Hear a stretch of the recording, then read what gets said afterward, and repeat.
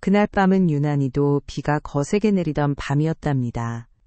하늘에 구멍이라도 난 듯 퍼붓는 빗줄기 사이로 도시의 불빛들이 길게 번져나갔지요. 저는 집으로 가는 길을 지나던 버스 정류장에 서 있었어요. 낡고 차가운 철제 의자에 앉아 한참을 기다렸거든요. 벌써 몇 대째 버스가 그냥 지나갔는지도 모르겠답니다. 원래 제가 타려던 버스는 1시간 전에 있었어요. 그런데 제가 그놈의 똥고집을 못 버리고 꼭두 새벽부터 바쁘게 돌아다녔던 그 길에 굳이 다시 서고 싶지 않다고 고집을 부렸던 것이었지요. 아니 굳이 그 시간에 맞춰서 내가 움직여야 할 이유가 대체 뭐람. 버스야 기다리면 오는 것이 곧 택시야 부르면 그만이지. 이렇게 혼자 투덜거리면서 말이에요. 제 고집은 정말 이제 한번 시작되면 그 누구도 말릴 수가 없었답니다. 세상 어떤 중요한 일이 있어도 제 마음에 들지 않으면 한 발짝도 움직이지 않는 어쩌면 저 자신을 가장 힘들게 하는 습관이었지요. 찬 바람이 쌩하니 불어와 젖은 옷 위로 스며들 때마다 오한이 느껴졌어요. 빗방울이 가로등 불빛에 반사되어 춤을 추는 것 같아 고길 건너 상가들의 간판 불빛마저 흐릿하게 보였지요. 차들이 물을 튀기며 빠르게 지나갈 때마다 정류장 안쪽까지 빗물이 들이쳤고 그럴 때마다 저는 옷깃을 바싹 여미며 몸을 웅크렸답니다. 저의 못된 신보는 이런 상황에서도 줄어들 기미가 없었답니다. 누가 나를 이렇게 놔둔 걸까? 조금만 일찍 나왔으면 이런 고생도 안 할 텐데다. 남 탓이다 하는 어처구니 없는 생각만 머릿속을 가득 채웠지 뭐예요. 제가 늘 그랬답니다. 모든 상황에서 저 자신의 잘못은 눈곱만큼도 찾아보려 하지 않고 그저 세상 탐만 늘어놓는 못난 사람이었지요. 어깨가 축 처지고 몸은 천근만근 무거웠지만 그렇다고 제가 제 고집을 꺾고 그저 일찍 나서지 않은 스스로를 반성했느냐 하면 천만에요. 그저 이런 상황을 만든 세상이 잘못이다 하고 이를 으득 깔았답니다. 버스는 왜 이렇게 안 오는 걸까요? 제 마음속은 빗소리만큼이나 시끄러웠고 불평과 불만이 온몸을 휘감는 듯 했답니다. 드디어 저 멀리서 버스 한 대가 헤드라이트를 밝히며 다가오는 것이 보였답니다. 그제야 제 딱딱하게 굳었던 얼굴에 아주 희미한 안도의 그림자가 스쳤지요. 버스가 정류장에 멈춰서고 문이 열렸어요. 꿉꿉하고 퀴퀴한 젖은 공기 냄새가 확 풍겨왔답니다. 버스 안은 생각보다 한산했지요. 몇몇 승객들이 듬성듬성 앉아 있었고 그중 한 사람 바로 그 사람이 뒷좌석 창가에 앉아 있었답니다. 제가 보자마자 불쑥 화가 치밀어 오르는 사람이었지요. 제가 이렇게 늦게까지 비를 맞으며 고생하는 동안 그 사람은 따뜻한 버스 안에서 팔짱을 끼고 앉아 있었다는 생각에 괜스레 억울함이 폭발했답니다. 저는 일부러 그의 시선을 피하며 그보다 한참 앞쪽에 자리를 잡았어요. 창밖을 내다보며 빗줄기가 스치는 풍경을 멍하니 바라봤지요. 하지만 제 마음은 창밖의 풍경처럼 평온할 리 없었답니다. 제 고집 때문에 늦게까지 버스를 기다린 건 저였는데 도회인지 그 사람이 저를 이곳에 홀로 내버려 둔 것 같은 묘한 배신감이 느껴졌거든요. 제가 먼저 말을 건넬 일은 만무했지요. 제 성미에 먼저 말을 걸고 제 상황을 설명하는 건 자존심 상하는 일이었답니다. 하지만 제가 곁눈질로 흘끔거리자 그는 여전히 창밖만 무심하게 바라보고 있었어요. 제 쪽으로는 눈길 한 번 주지 않는 것이었지요. 그의 옆모습은 왠지 모르게 평소보다 더 차갑고 딱딱해 보였답니다. 마치 얼음 조각상처럼 말이에요. 이윽고 그가 자리에서 일어나 제 옆으로 다가왔을 때 제 심장은 더욱 쿵쾅거렸답니다. 왜 이제 와? 그의 목소리는 차갑게 가라앉아 있었고 말투는 마치 제가 큰 잘못이라도 저지른 아이에게 훈계하는 어른처럼 느껴졌지요. 제게는 그렇게 들렸답니다. 그의 싸늘한 한마디에 저는 순식간에 저의 모든 불평과 불만을 잊고 그저 억울함과 동시에 깊은 상처를 받았답니다. 아니 내가 지금 누구 때문에 이 고생인데 저런 말이 나올 수 있지? 그렇게 생각하면서도 한편으로는 제 자신이 조금은 작아지는 기분도 들었답니다. 솔직히 말하면 제가 제 고집대로 늦게 출발한 것이었으니 그의 말이 아주 틀린 말은 아니었을지도 모르겠다는 생각이 아주 잠깐 스쳐 지나갔거든요. 하지만 제 자존심은 그런 솔직한 감정을 금세 짓밟아버렸지요. 저는 그의 말에 대꾸할 가치도 없다고 생각하며 입을 꾹 다물었답니다. 그저 턱을 치켜들고 다른 곳을 바라보았지요. 가자. 그가 다시 짧게 한마디를 던지고는 저벅저벅 먼저 버스문 쪽으로 걸어갔답니다. 그의 뒷모습에서는 여전히 차가운 기운이 느껴지는 듯 했어요. 저는 그를 따라 버스에서 내렸지요. 제 마음속에서는 또다시 억울함과 서운함이 파도처럼 밀려왔답니다. 늘 그렇듯 제가 잘못한 일에서도 남 탓만 하던 제 못난 마음이 또다시 발동한 것이었지요. 내가 이렇게 힘든데저 사람은 왜 나를 위로해주지 않는 걸까? 내가 이렇게 젖었는데 괜찮냐는 말 한마디 없네. 이런 유치하고 이기적인 생각들로 가득했답니다. 버스 안에 꿉꿉한 공기만큼이나 제 마음은 축축하게 젖어들었고 그 무게는 발걸음까지 무겁게 만들었지요. 그와의 짧은 대화 아니 일방적인 그의 말에 제 마음은 이미 단단히 닫혀버렸답니다. 버스는 이미 빗속으로 사라졌고 정류장에는 다시 저와 그 사람만이 덩그러니 남게 되었답니다. 여전히 비는 거세게 쏟아지고 있었지요. 그는 한마디 말도 없이 저벅저벅 앞서 걸어갔어요. 저는 그의 뒤를 터벅터벅 따라 걸었답니다. 빗물이 제 발 아래 첨벙거렸고 신발은 이미 흥건하게 젖어 축축했지요. 차가운 빗물이 옷을 뚫고 살갗에 닿아 소름이 돋았답니다. 제 머릿속은 온통 그에 대한 서운함과 배신감으로 가득 차 있었어요. 어떻게 저렇게 매정하게 나를 대할 수 있을까? 내가 그렇게 싫어진 걸까? 온갖 부정적인 생각들이 꼬리를 물었답니다. 그러다 문득 정류장 의자 아래에 놓여있는 검은색 우산 하나가 제 눈에 들어왔답니다. 저는 저도 모르게 발걸음을 멈추고 우산을 향해 시선을 고정했지요. 그건 분명 그 사람의 우산이었답니다. 아침에 제가 출근하는 길에 미처 챙기지 못한 우산을 그 사람이 가져다 주겠다며 직접 챙겨왔던 바로 그 우산 말이에요. 그런데 그걸 저렇게 덩그러니 두고 가버리다니요. 제 심장은 순간적으로 쿵 하고 내려앉았답니다. 아니 그보다 더 큰 분노와 배신감이 제 온몸을 휘감았지요. 이 사람이 정말 나를 버리고 간 게 틀림없어. 나를 이렇게 비 오는 밤에 홀로 두고 간 거야. 제 머릿속은 그렇게 외쳤답니다.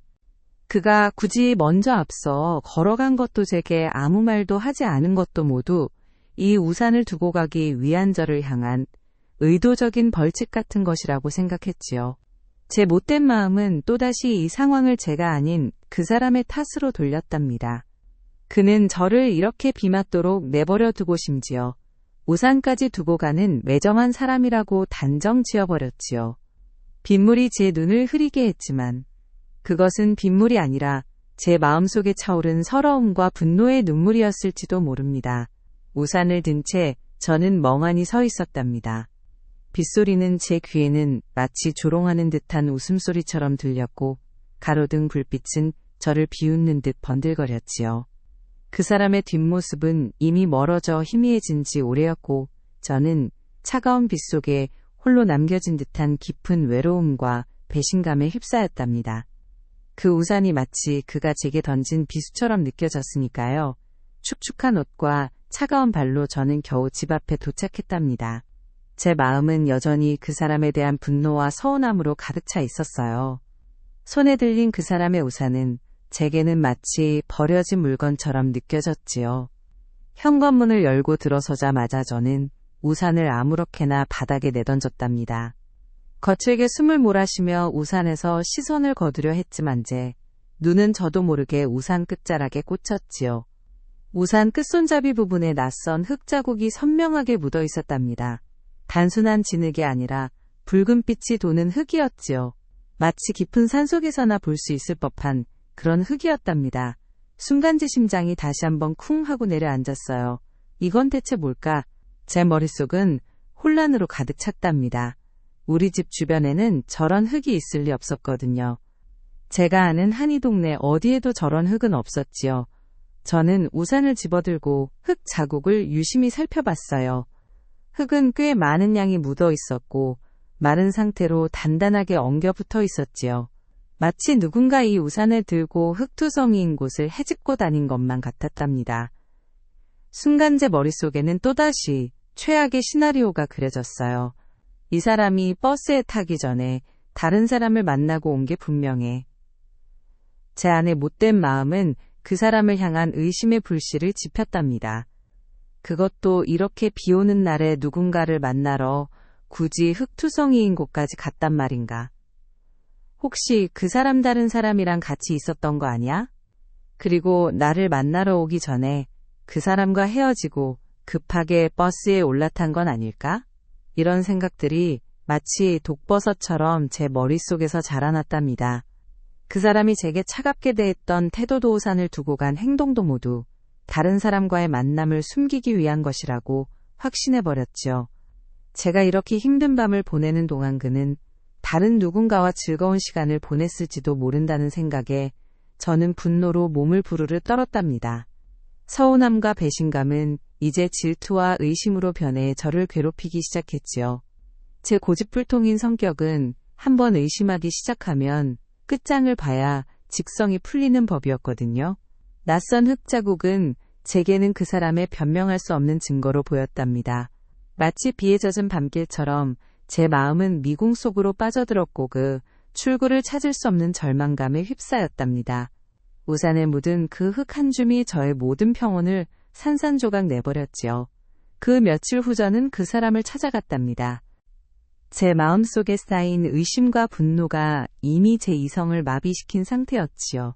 맑은 날씨였지만 제 마음속은 여전히 그 비오던 밤처럼 먹구름이 잔뜩 껴 있었답니다. 저는 그 사람의 집 앞에서 그가 나오기를 기다렸어요. 마침 그가 문을 열고 나오려 할 때 저는 그의 앞을 막아섰답니다. 그의 얼굴에는 피곤한 기색이 역력했지만 저는 그런 것 따위는 눈에 들어오지도 않았지요. 오직 제 안에 들끓는 분노를 표출하고 싶을 뿐이었답니다. 이 우산 당신 거죠? 저는 손에 들고 있던 그 사람의 우산을 그의 눈앞에 들이밀었답니다. 그의 시선이 우산 끝에 묻어있는 흙자국으로 향했지요. 그는 순간 당황한 듯 했지만 이내 표정을 감추고 저를 바라보았답니다. 무슨 소리예요? 그걸 왜 나한테? 그날 밤 두고 온 건 당신이잖아요. 그의 목소리에는 미묘한 떨림이 있었지만 저는 그걸 놓치지 않았답니다. 제 못된 마음은 그의 당황함을 들켰군 하고 단정해버렸으니까요.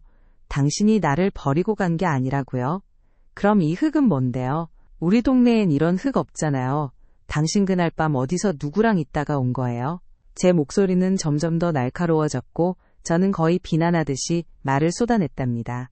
제 말 한마디 한마디에는 제가 며칠 동안 쌓아온 서운함과 배신감 그리고 질투가 고스란히 담겨 있었지요. 제 입에서 나오는 말들은 마치 칼날처럼 그의 심장을 꿰뚫는 것 같았을 거예요.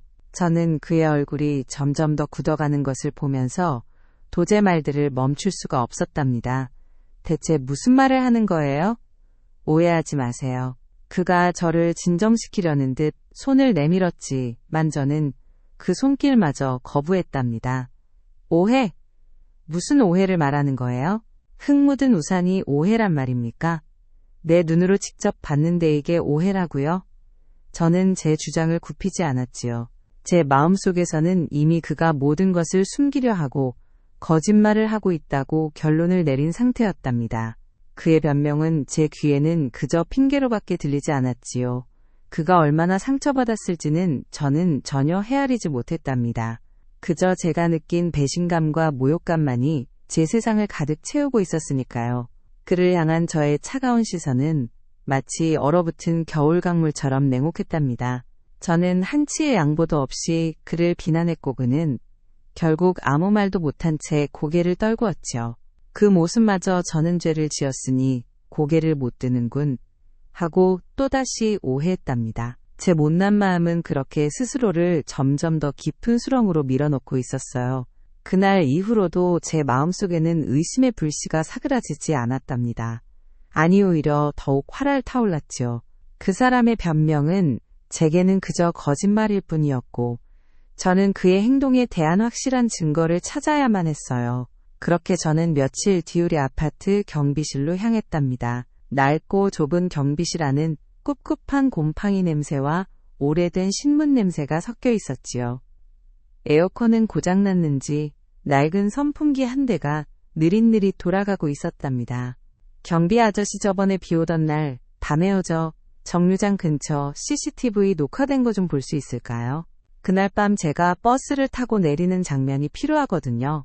저는 최대한 침착한 척했지만 제 목소리에는 이미 날카로운 기운이 서려 있었답니다. 경비 아저씨는 땀을 삐질삐질 흘리며 저를 올려다봤지요. 그는 제게 시큰둥한 표정으로 대꾸했어요. 그날이 언제인데 벌써 찾아요? CCTV는 오래 보관 안 되는 거 아시면서 보통 일주일이면 다 지워져요. 그의 말에 저는 순간적으로 머리가 띵했답니다. 지워졌다니? 벌써? 아니, 그래도 혹시 모르잖아요. 제가 중요한 일이 있어서 그래요. 그날 밤 정확히 몇 시 몇 분에 버스에서 내렸는지는 제가 알아요. 그 시간대만이라도 좀 찾아봐 주세요. 제발요. 저는 간절하게 부탁했답니다. 마치 제가 피해자라도 된 양재 모든 감정을 동원해서 호소했지요. 경비 아저씨는 못 이기는 척 자리에서 일어났답니다. 낡은 컴퓨터 모니터에는 수많은 CCTV 화면이 분할되어 나타났다가 사라지기를 반복하고 있었지요. 그는 더듬더듬 마우스를 움직여 제가 말한 날짜와 시간을 입력했어요. 한참을 기다렸지만 화면에는 아무것도 나타나지 않았답니다. 아줌마, 제가 말씀드렸잖아요. 그날 밤은 유독 시스템 오류가 많았어요. 아마 그때 기록이 다 지워졌거나 제대로 녹화가 안 됐을 거예요. 다른 날은 다 있는데 하필 그날만 없네요. 경비 아저씨의 말에 제 심장은 쿵 하고 바닥으로 떨어지는 것 같았답니다. 지워졌다니, 시스템 오류라니. 거짓말이야. 제 머릿속은 또다시 의심으로 가득 찼지요. 분명 그 사람이 손을 쓴 거야. 제가 이렇게 CCTV를 찾아볼 줄 알고 미리 다 지워놓은 게 틀림없어. 이런 어처구니 없는 생각까지 했답니다. 경비 아저씨의 말은 제게는 그저 그 사람의 완벽한 알리바이처럼 들렸거든요. 증거인멸. 이제 나를 완벽하게 속이려 드는구나. 제 마음속에는 그에 대한 배신감과 분노가 다시 한번 활활 타올랐답니다. 저는 아무 말도 못한 채 멍하니 모니터만 바라봤어요. 모니터 속에는 아무것도 없었지만 제 눈에는 그 사람의 비열한 웃음이 아른거리는 것 같았답니다. 경비실의 좁고 답답한 공기가 저를 짓누르는 듯했고 제 마음속은 미쳐버릴 것 같은 분노로 가득 찼답니다. 마치 투명한 벽에 가로막힌 것처럼 진실에 다가갈 수 없다는 답답함이 저를 괴롭혔지요. 제가 바보처럼 속아 넘어간 것 같아서 더욱 분하고 억울했답니다. 저는 경비실을 나와 다시 그 사람에게 향했답니다. 이미 제 마음속에는 확고한 증거가 있다고 착각하고 있었으니까요. CCTV 기록이 지워졌다는 것 자체가 증거야. 떳떳하다면 왜 지웠겠어. 저는 그렇게 생각했답니다. 이번에는 그날 밤 제가 버스를 기다리던 그 정류장으로 그를 끌고 갔지요. 비는 그쳤지만 땅은 여전히 축축했고 회색빛 하늘은 제 마음처럼 무겁게 내려앉아 있었답니다. 이제는 CCTV까지 지워버렸더군요. 당신네가 이렇게 찾아올 줄 알고 미리 다 손을 써놓은 거죠? 대체 누구랑 만나고 왔길래 그렇게까지 철저하게 흔적을 지우는 거예요? 저는 그를 향해 차갑게 쏘아붙였답니다. 제 목소리는 비난으로 가득 차 있었고 한치의 망설임도 없었지요. 제 얼굴에는 이미 혐오와 경멸이 가득했답니다. 그는 제 말에 아무런 대꾸도 하지 않았어요. 그저 멍하니 정류장 바닥만 내려다보고 있었답니다. 그의 어깨는 축 처져 있었고 그의 얼굴에는 설명할 수 없는 피로감이 엿보였지요. 왜 아무 말도 못해요? 할 말이 없는 거죠. 내가 다 아는데 이제 와서 무슨 변명을 하겠다는 거예요. 저는 그에게 쉴 틈을 주지 않고 몰아붙였답니다. 제 안의 배신감은 이미 극에 달해 있었고 그를 향한 저의 분노는 걷잡을 수 없이 커져 있었거든요. 그가 저를 바라보는 시선은 그 어느 때보다도 슬프고 지쳐 보였답니다. 마치 모든 것을 포기한 사람처럼 말이에요. 하지만 저는 그의 그런 눈빛마저도 저를 향한 죄책감과 후회라고 착각했지요. 그래 이제 와서 후회해도 소용없어. 이렇게 생각하며 저는 더욱 잔인하게 그를 몰아세웠답니다. 그날 밤 당신이 놓고 간 우산에 묻어있던 흙그거, 분명 당신이 다른 사람이랑 있었던 증거예요. 그리고 CCTV 기록까지 사라졌다는 건 더 이상 변명의 여지가 없다는 뜻이겠죠. 나는 이제 당신 같은 사람 못 믿겠어요. 정말 실망스럽네요. 제 입에서 나오는 말들은 마치 칼날처럼 날카로웠고 그의 심장을 갈기갈기 찢는 듯 했지요. 그는 제 모든 비난을 묵묵히 받아들이는 듯 고개를 숙였답니다. 그의 침묵은 제게는 더욱 확실한 죄의 증거로 보였을 뿐이에요. 정류장 주변의 상가들은 평화롭게 불을 밝히고 있었지만 제 마음속은 마치 폭풍이 휘몰아치는 바다처럼 거칠었답니다. 저는 그에게 등을 돌리고 서서 마치 모든 인연을 끊어버리겠다는 듯 마지막 말을 던졌지요. 이제 당신하고 더 이상 할 얘기 없어요. 제 목소리에는 싸늘함만이 가득했답니다. 저는 그가 얼마나 큰 상처를 받았을지 그리고 그가 왜 침묵하는지 그 진실을 전혀 알지 못했답니다. 그저 제 못난 마음에 가득 찬 오만함과 독선만이 저를 지배하고 있었으니까요. 그를 향한 저의 비난은 멈출 줄 몰랐고 그는 그저 빗물 자국이 마른 정류장 바닥처럼 말없이 서 있을 뿐이었답니다. 며칠 뒤 저는 그 사람의 집 앞에서 또다시 서성였답니다. 이번에는 그를 비난하러 간 것이 아니었어요. 그날 밤 정류장에서 그를 향해 쏟아냈던 제 모진 말들이 밤마다 제 심장을 옥죄어 왔거든요. 잠을 설치고 멍하니 천장만 바라보는 날이 많아졌답니다. 제 안에서 아주 작은 목소리가 속삭이기 시작했지요. 혹시 내가 너무 심했던 건 아닐까? 혹시 내가 뭔가 놓친 건 아닐까? 이런 뒤늦은 후회가 찾아왔답니다. 초인종을 누르자 문이 열리고 그의 모습이 드러났지요. 제 눈은 순간적으로 커졌답니다. 그의 얼굴은 며칠 전보다 훨씬 더 수척해져 있었고 창백하다 못해 푸른빛이 돌았어요. 그의 눈은 깊이 꺼져 있었고 입술은 바싹 말라 있었지요. 그의 뺨은 마치 오랜 시간 물을 마시지 못한 식물처럼 바싹 메말라 있었답니다. 제가 그를 향해 모질게 쏘아붙이던 그날과는 전혀 다른 모습이었어요. 마치 오랜 병마에 시달린 사람처럼 그의 온몸에서 피로가 뚝뚝 떨어지는 것 같았답니다. 무슨 일이에요? 그의 목소리는 쉬어있어 고기어 들어가는 듯 작았지요. 그는 저를 제대로 쳐다보지도 못하고 그저 힘없이 고개를 떨구었답니다. 그 모습에 제 심장은 쿵 하고 내려앉았어요. 아니, 이 사람이 이렇게까지 아팠던가? 뒤늦은 걱정과 함께 죄책감이 파도처럼 밀려왔답니다. 그의 어깨는 앙상하게 말라 있었고 옷은 그의 몸에 비해 너무 커 보였지요. 그의 숨소리는 거칠었고 가끔 기침을 터뜨릴 때마다 그의 몸은 크게 흔들렸답니다. 저는 순간 할 말을 잃었지요. 그를 보자마자 쏟아내려던 미안하다는 말도 혹시 무슨 일이 있었냐는 말도 목구멍에 걸려 나오지 않았답니다. 제가 그에게 모진 말을 퍼붓던 지난 날들이 마치 주마등처럼 스쳐 지나갔어요. 제 독설이 그의 병세를 더 악화시킨 것은 아닐까 하는 생각에 가슴이 미어지는 듯 했지요.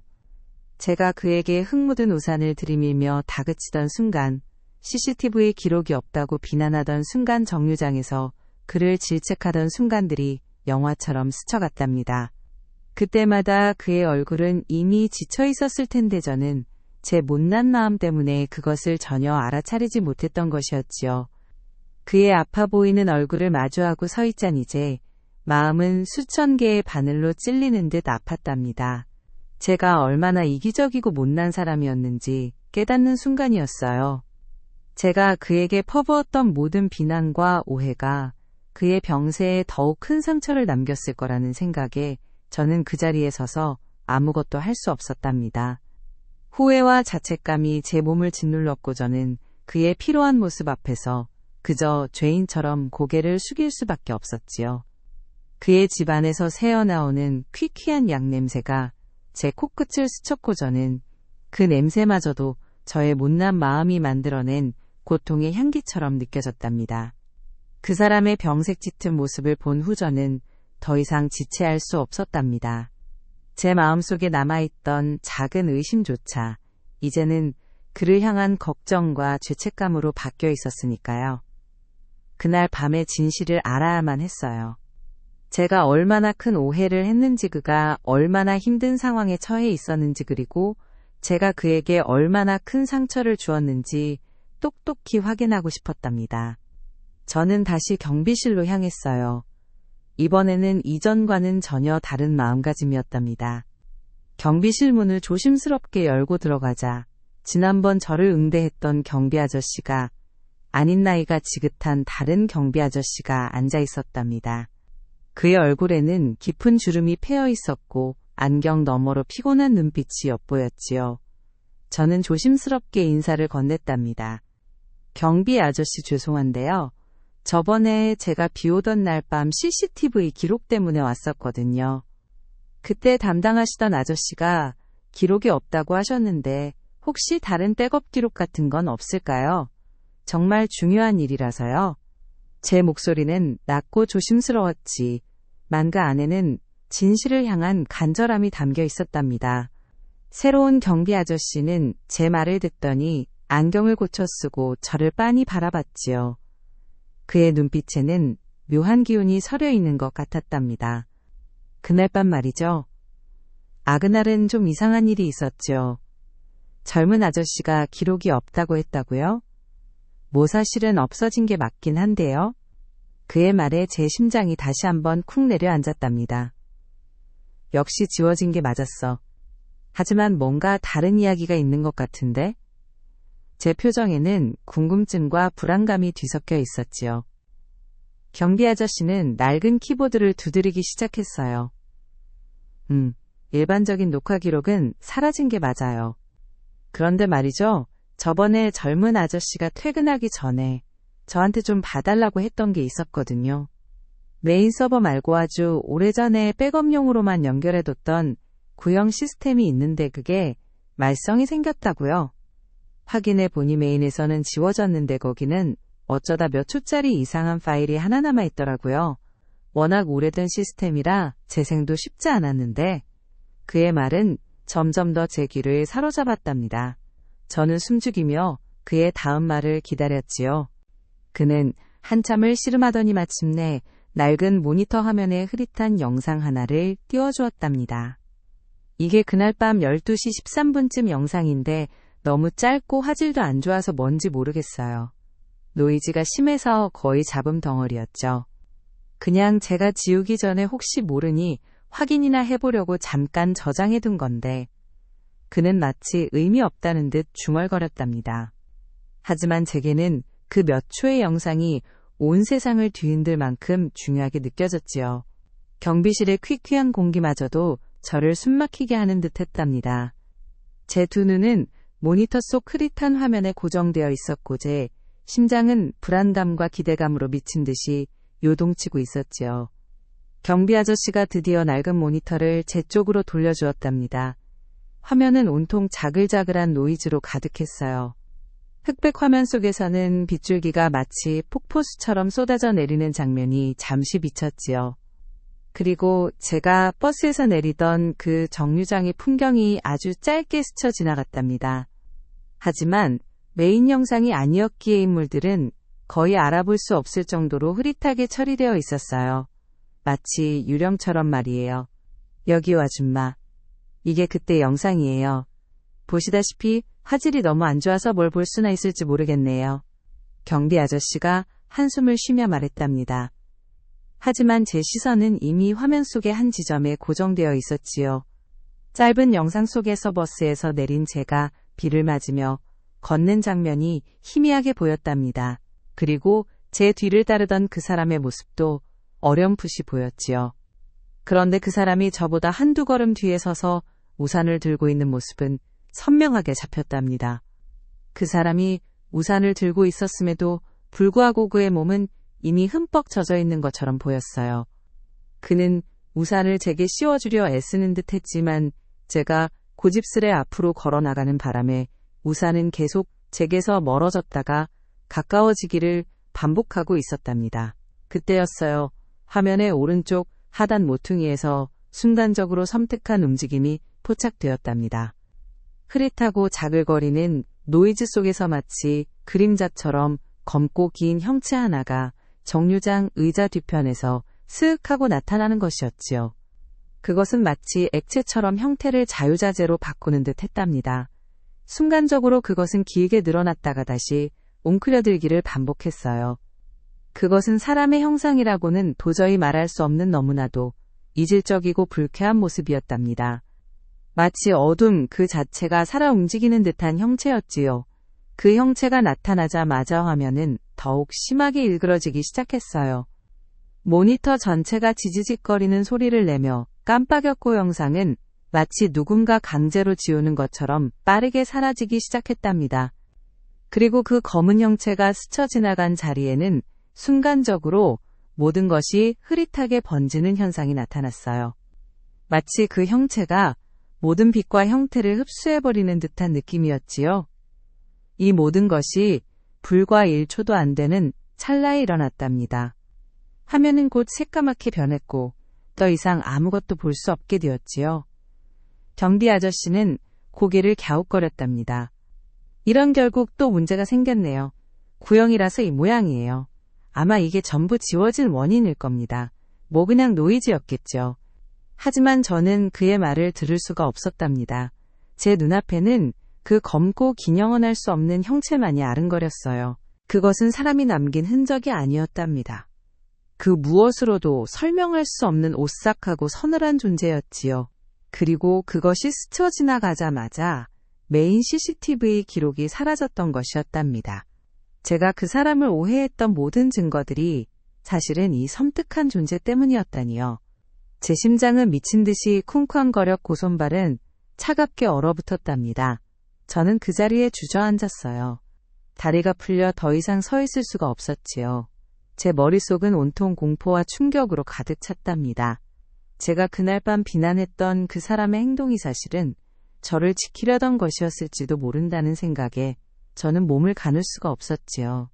경비실 바닥에 주저앉아 멍하니 텅 빈 모니터를 바라봤답니다.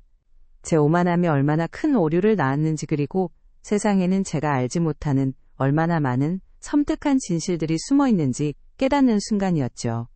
경비실 바닥에 주저앉아 멍하니 모니터만 바라보고 있는데 제 정신은 아직도 그 CCTV 화면 속 섬뜩한 형체에 갇혀 있었답니다. 그때 제 전화가 울렸어요. 발신자를 확인하자마자 제 심장은 다시 한번 쿵 하고 내려앉았지요. 바로 그 사람의 병원이었습니다. 저는 황급히 전화를 받았답니다. 수화기 너머로 들려오는 간호사의 목소리는 제게 청천벽력과도 같은 소식을 전해주었지요. 환자분 상태가 급격히 안 좋아지셔서 지금 위독하십니다. 빨리 와주셔야 해요. 저는 정신없이 병원으로 달려갔답니다. 닫힌 중환자실 문 앞에서 제 마음은 갈기갈기 찢어지는 듯 했어요. 그 사람의 병실 문이 열리고 의사가 나와 무거운 목소리로 제게 말했답니다. 환자분 폐렴이 너무 심해졌어요. 그날 밤 체온이 너무 많이 떨어지신 것 같더군요. 혹시 비를 오래 맞으셨나요? 몸에 비해 면역력이 많이 약해지신 상태였는데 무리하게 비를 맞으셔서. 의사의 말은 제 귓가에 맴돌았지만 저는 아무것도 들리지 않았답니다. 오직 그날 밤비를 오래 맞으셨나요? 라는 말만이 제 머릿속을 맴돌았지요. 그날 밤 제가 그토록 그를 비난했던 그 비오는 밤 말이에요. CCTV 속에서 그 사람은 제 뒤를 따라오며 흠뻑 젖은 채로 우산을 들고 있었지요. 제가 고집스럽게 앞서 걷는 바람에 그는 저에게 우산을 씌워주려 애쓰면서도 자신은 비를 고스란히 맞고 있었던 것이었답니다. 그리고 우산에 묻어있던 그 낯선 흙 자국. 그것은 분명 그가 제가 무사히 집에 도착하도록 저 모르게 지름길을 택하거나 혹은 제게 닥칠지 모를 위험한 것을 미리 치워주기 위해 험한 곳을 헤매다 생긴 흔적이었을 거예요. 모든 것이 선명하게 이해되는 순간 제 머릿속은 온통 그에 대한 미안함과 죄책감으로 가득